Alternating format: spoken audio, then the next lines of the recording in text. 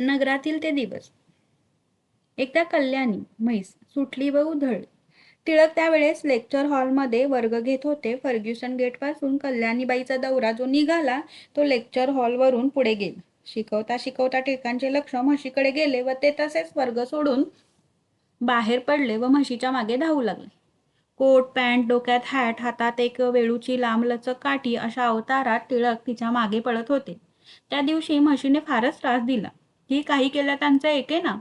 शेवटी एकदाची कशी तरी तिला घरी आणली. घरी आल्यावर टिळक म्हणाले, अगं म्हशी, वळणे सुद्धा सोपे काम नसते. गुराख्याला किती श्रम पडत असतील बिचाऱ्याला. आपण गुराखेला उद्यापासून राखोळीचे पैसे दुप्पट द्यायची सुरुवात करू. हे गरीब लोक असतात, बोलत नाहीत म्हणून आपण त्यांना थोडक्या पैशात राबवून घेतो. टिळकांच्या इच्छेप्रमाणे आम्ही जादा राखोळी देऊ लागलो. मिशन हायस्कूलमध्ये गॅदरिंग करण्याचे ठरले. गॅदरिंग म्हणजे नाटक आलेच. श्री पार्टाखेरीज नाटक कराल तरच नाटकाला परवानगी मिळेल अशी अट मुलांना घालण्यात आली. पण श्री पार्टाखेरीज नाटक मिळेना तेव्हा नाटक लिहून देण्याचे टिळकांनी अंगावर घेतले. तसेच ते शिकवायचेही त्यांना ठरवले.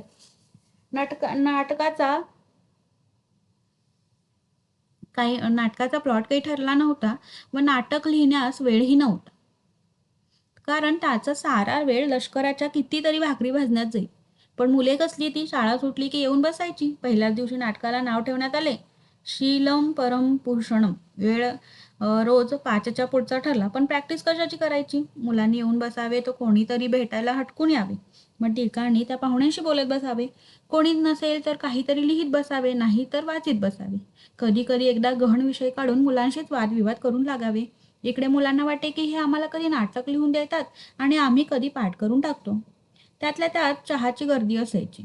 मध्ये स्टोव, केटली, कपसॉर, दूध, साखर, दाऊद, कागद, टाक, चमचे, कप सॉसर, जवळ पोटाचा पिंजरा जमिनीवर ठेवलेला, मांजर, दारात कुत्रा आणि ह्या सर्वांभोवती हायस्कूलची मुले.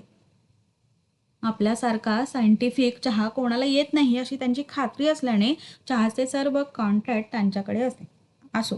एक दिवस नाटकाचे नाव झाल्यानंतर 4-6 दिवसांनी पुढे बसलेल्या मुलांना नाटकातील नावे दिली. तू बाळासाहेब, तू रे, तू पिल्या, तू देवदत्त, तू चारुदत्त. पण पप्पा, आम्हाला पाठ करायला काही देता की नाही.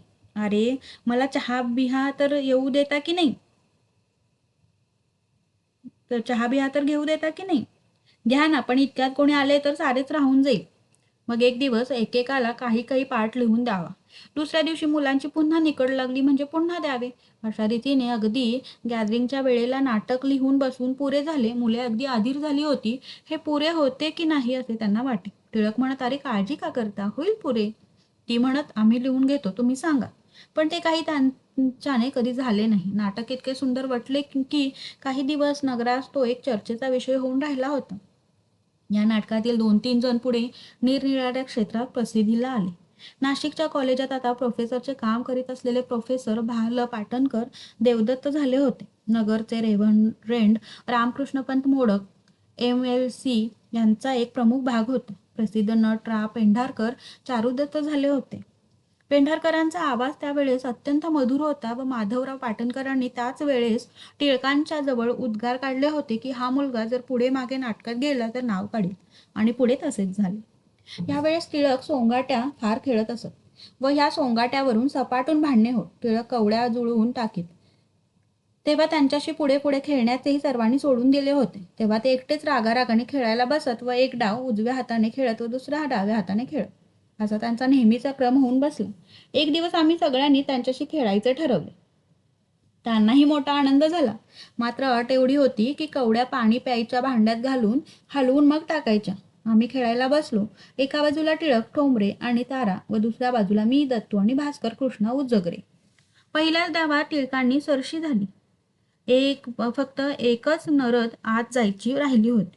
तिला 2च पडायला हवे होते म्हणजे आमच्यावर बिनतोड झाली असती आणि जर का 10 पडते तर तिने उलट खाऊन आपल्या शत्रूच्या समोर प्रस्थान ठोकले असते व मग खात्रीने तिच्या प्राणावर बेतली असती. कवड्या हाताने टाकायच्या असत्या तर एवढी धास्ती नव्हती, पण त्या पाणी प्यायच्या भांड्यात घेऊन टाकायच्या म्हणजे जरा कठीणच काम होते. टिळकाने दांड टाकले. त्यात एक कवडी पडली उतानी व एक पडली कुशीवर. एकीकडे पाहिले तर 2 दिसावे, दुसरीकडे पाहिले तर 10 दिसावे. टिळक एकदम ओरडले 2. तसे आम्ही ओरडलो 10. ते म्हणत 10 कसे होतील? आम्ही म्हणालो 2 कसे होतील? ते जमिनीवर जोरजोराने बुरक्या आपटून आमच्या गळी उतरवू लागले की नारायण वामन टिळक सांगतो की ते 2 होते. तशी मीही सांगू लागले 2 कसे? मी लक्ष्मीनारायण टिळक सांगते ते 10 होते. शेवटी ते टोमऱ्यांना व ताराला विचारू लागले, काय आहेत रे हे? ठोंबरे म्हणाले, हे 2ही नाहीत आणि 10ही नाहीत, 1.5 आहेत. टिळक म्हणाले, म्हणजे 2. आम्ही सारे रागावत होतो व हसतही होतो. शेवटी पुन्हा टाका डाव असा आम्ही आग्रह धरला. पण टिळकांना पुन्हा डाव टाकायला नको होता, कारण पुन्हा 2च खात्रीने कशावरून पडतील. शेवटी सोंगट्या, पट, कवड्या ही सारी समोरच्या कंपाऊंडात फेकून दिली व वर त्यांच्या मागे धावत जाऊन समोरच्या लोहाराकडे जमलेल्या माणसांना सांगितले, हे सामान वेचून घेऊन जा. त्यांनी सारे मोठ्या आनंदाने गोळा करून नेले. टिळकांच्या चीजवस्तू नेहमी हरवत म्हणजे काय? ते स्वतःच ठरल्या ठिकाणी त्या ठेवीत नसत. ठेवल्या ठिकाणी पाहत नसत व स्वतःबरोबर दुसऱ्यालाही पाहू देत नसत. दात, आगपेटी, टोपी, चष्मा, पट्टा ह्या 4-5 जिन्सा नेहमीच त्यांच्या हातून निसटत. विशेषतः क्लासला जायच्या वेळेस किंवा एखाद्या गावाला किंवा लेक्चरला निघायच्या वेळेस ते बूट, कोट, टोपी, कॉलर, पट्टा, छत्री वहावा ही सारी त्यांच्याशी लपंडाव करीत.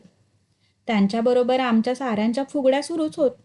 कित्येक वेळेस त्यांना टोपी वाचून जावी लागे, नाहीतर पट्ट्याऐवजी पारडू सोडून त्यांचे दोरखंड कमरेला गुंडाळावे लागे. माझी व्यवस्था कोणीच ठेवीत नाही, जेथे आपल्याच व्यवसायात दंग, माझी कोणालाच परवाच नाही असे ते म्हणत आणि मग आम्ही सर्वच त्यांची पर्वा करण्यास धावून येत असू. एकदा असेच दात हरवले. केवढा गोंधळ! म्हणे, ह्या कुत्र्यानेच माझे दात लांबवले, नाहीतर ह्या खोलीत तू खंडीभर सरपण साठवून ठेवते आहेस, त्याच्यातच खाली उंदराने ते नेऊन टाकले.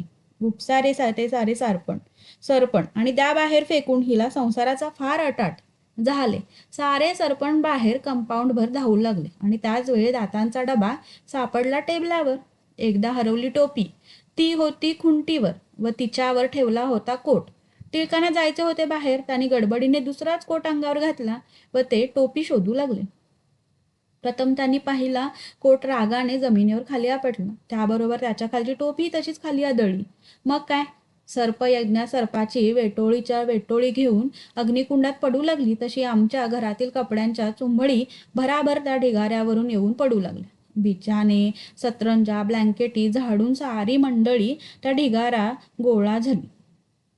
जा, त्या मंजुळाबाईला बोलवा. काय करते ती? माझी टोपी शोधून काढा. मंजुळाबाई आली. हा कपड्याचा ढिगारा पाहून ती थक्क झाली. मंजुळाबाई, काय तुम्ही माणसे असून उपयोग? भाजी करायची की काय तुमची? माझी टोपी आत्ताच्या आता शोधून काढा. पण पप्पा, त्या ढिगाऱ्याखालीच असेल ती. पण यानंतर कोणी बोलणेच अशक्य होते. मंजुळाबाई टोपी शोधायला त्यांच्या ऑफिसमध्ये जाऊन बसली. ती खिडकीतून तिला टिळक तसेच बोडके निघून गेलेले दिसल्यावर खाली आली. टिळक गेल्यावर आम्ही ते कपडे उचलले तेव्हा साऱ्या ढिगाखाली कोटात अडकलेली टोपी सापडली. टिळकांना हे कळले तेव्हा ते म्हणाले, खरंच की, मी ती काल कोटाखाली ठेवली होती. एखादे वेळेस टिळक आपल्या क्लासला शिकवण्यासाठी मला पाठवे. अगदी पहिल्यांदा जेव्हा मी क्लास घेण्यास गेले तेव्हा एक गमतीची आठवण होते. ते म्हणाले, तू जाऊन क्लास घे. मी म्हणाले, मी काय त्यांना लोणची कशी घालायची, मेथकूट कसे करायचे हे शिकू? नाही ग. हिंदू चालीरीती संबंधी त्यांना काही सांग म्हणजे झाले. क्लासात 30-40 विद्यार्थी होते. हे विद्यार्थी म्हणजे लहान लहान मुले नसत तर आमच्या एवढ्यालीच मोठी माणसे असत. मला पाहताच विद्यार्थ्यांनी माझे स्वागत केले. का गुरुमाऊली, आज तुम्ही शिकवणार की काय आम्हाला? हो, मी तुमच्या गुरुजींच्या बदली आले आहे आज. मी काहीतरी पोपटपंची करून त्यांना त्यावेळेस शिकवले ते खरे. माझे लेक्चर संपताच एकजण म्हणाला, गुरुमाऊली एक विचारू का? हो, खुशाल विचारा. आमच्या गुरुजींना तुम्ही मारता असे ते म्हणत होते, हे खरे का? तसे कधी होईल का? बोलण्याच्या भरात त्यांनी तुम्हाला काहीतरी सांगितले असेल. बायका कधी आपल्या नवऱ्यांना मारतात का? आता शहाण्याला शब्दाचा मार, त्या अर्थाने मी मारते कधी कधी त्यांना. अशी काहीतरी वेळ मारून मी घरी आले. टिळक आपल्या चहाच्या प्रकरणात त्यावेळी गुंग होते. कसे काय झाले तुझे लेक्चर? कोणता विषय घेतला होतास? वा, आजचा विषय तर फार बहारीचा होता. कोणता? बायका आपल्या नवऱ्यांना का मारतात? त्यांनी तसे करणे बरे किंवा वाईट? म्हणजे तू काय बरळते आहेस? बरळत नाही, खरंच माझा हा आजचा विषय होता. मग ते काय म्हणाले? ते म्हणाले, तरीच गुरुजी सांगत होते की गुरुमाऊली आपल्याला मारतात म्हणून. मग तू काय बोललीस? मी खरे होते ते सांगितले. काय? मी सांगितले की ज्या ज्या वेळेस ते माझे ऐकत नाहीत, पैसा नाहीसा करतात, विनाकारण संतापतात, कधी वेळेवर घरी येत नाहीत, त्या त्यावेळी मी त्यांना चांगलाच ठोक देते. टिळकांना माझे सारे बोलणे खरे वाटले. ते म्हणाले, मी तुला फार शहाणी समजत होतो, पण आज माझी खात्री झाली की तू फार मूर्ख आहेस. एखाद्या वेळेस तू माझी अब्रू घालवशील.